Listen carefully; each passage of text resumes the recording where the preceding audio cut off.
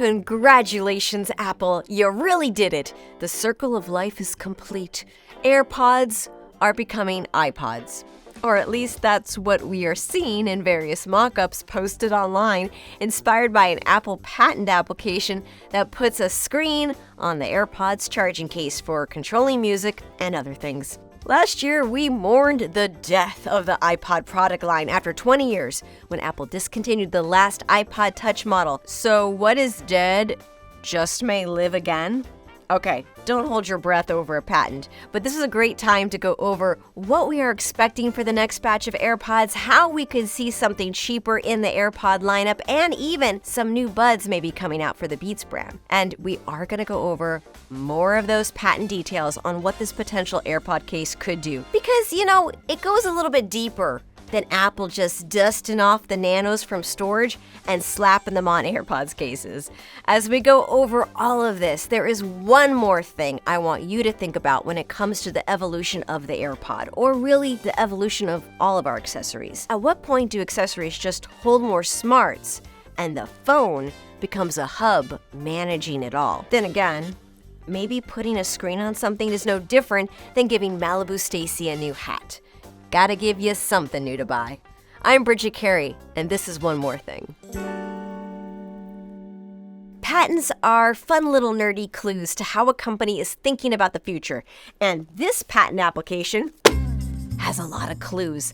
Apple filed it in September of 2022, but it was published recently by the U.S. Patent and Trademark Office. And let's, of course, give credit to the site Patently Apple for putting the spotlight on it. This document indicates a few things that Apple is considering for the next stage of accessories. The case that charges the AirPods would have a screen to let you see information and control audio. It'll have play, pause, skip, that sort of thing, but it also would convey information to the user with haptics. Essentially, it turns the AirPods into a remote control that you can keep in your pocket. It also would have voice commands with Siri, or it says you could do a touch gesture, kind of mimicking the rotation of the wheel control of an iPod. You would swirl your thumb in a circle to change the volume. Also, you could swipe to change a song. The patent goes through the ways of handing off a song that's playing on the iPhone, have it switch to being played on the AirPods, and also handing off something to the HomePod speaker.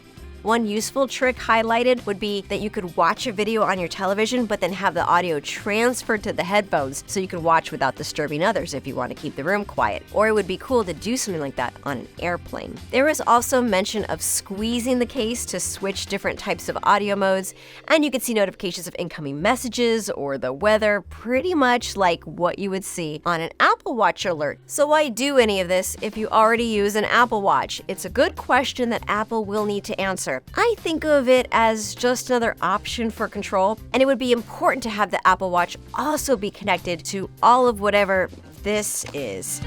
Having hiccups where controls are on one screen but not the other is going to be an annoying user experience. And this all gets down to the concept of making your gadgets feel like an extension of you. Small swipes just make the music play the way you want it to play without taking out a phone or fumbling to see if the song is being controlled on your watch or a phone or your case. That means the screen that is easiest is the one that needs to be available to work. And it means that the iPhone isn't the end-all be-all screen for everything. It could be treated more like a central hub to process all the information from the different accessories on your body. Apple isn't the only one thinking in this matter. Take, for example, the JBL Tour Pro 2. These are earbuds with an LED display in the case. JBL is owned by Samsung, and these were shown off at the recent CES. The 1.45-inch LED touch display manages music, it receives calls, and gives social media notifications. It's priced at $250, and it's listed as coming soon. There's also the Poly Voyager 360 series. This has a touchscreen charge case and it costs $230. But patents don't always mean it's officially a product. It could be another year or more before we see something like this from Apple. What consumers may find more pleasant to the ear is news that Apple could be focused on making a cheaper version of wireless earbuds. Back in January, tech analyst Jeff Pugh said Apple will likely come out with lower-priced AirPods in 2024. He referred to them as AirPods Lite. Analyst Ming-Chi Kuo also made a similar prediction, saying that we should get a cheaper AirPod product in the second half of 2024, maybe at a price point of, get this, $99. But to be clear, the idea is that this is supposed to be a new product, not just a discounted older model. Maybe something that's like a stripped-down version of AirPods Pro without noise canceling, which, honestly, I would be down for. I'm not a noise-canceling fan. It kind of has a weird feeling to me when I try them out. The cheapest model of AirPods right now, though, are the $129 second-gen AirPods.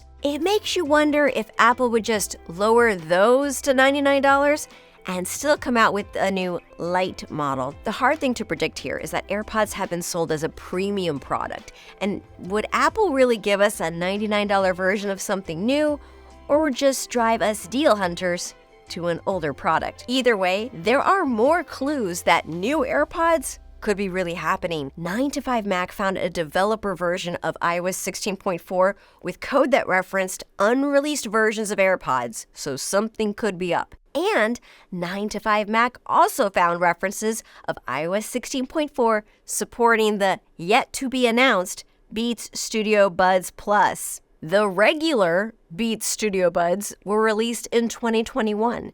Now, the Buds Plus are said to have active noise cancellation and transparency mode and support audio sharing, automatic device switching, and the ability to say, "Hey Siri," just like other Beats wireless earbuds that use Apple chips, like my Powerbeats Pro.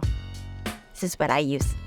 We don't know when Studio Buds Plus will be announced, but the current ones are priced at $149.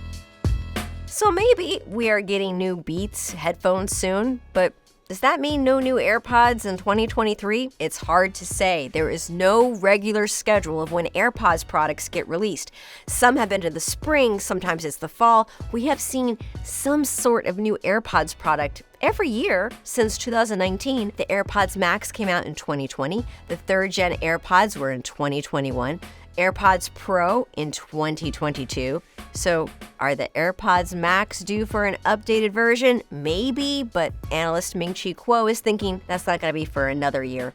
However, if you want your AirPods to feel like new, there was a firmware update just released this week. There's no notes from Apple on what the firmware includes. The update is for the second and third generation AirPods, the AirPods Pro, and the AirPods Max. These firmware updates just kind of happen automatically. It installs over the air when the AirPods are connected via Bluetooth to an Apple device. And fun fact, Apple says that if you do not have an iPhone or iPad or Mac computer, because maybe you are an Android owner that uses AirPods, then you're gonna need to go to an Apple store to get the update installed. Well, that is an earful from me. What do you want to see in the next generation of AirPods? Let me know. And you know what? It's gonna soon be Earth Day. Are there any sustainability issues you want Apple to address this year? Give it a think and tell me in the comments. You may get a shout out in the next video. Last week, we got some comments from you about AirPods. We heard from Andrew Ellick, who says, regarding future AirPods, they've always had a fatal flaw, collecting earwax. The pictures I've seen online will never be unseen. Purely out of fear, I stick to Beats wireless earbuds, the speaker grills and sensors sealed, making them easier to clean. Thank you, Andrew, for also getting that image in all of our heads. Y'all need to clean your ears. I'll catch you next time. Don't be gross.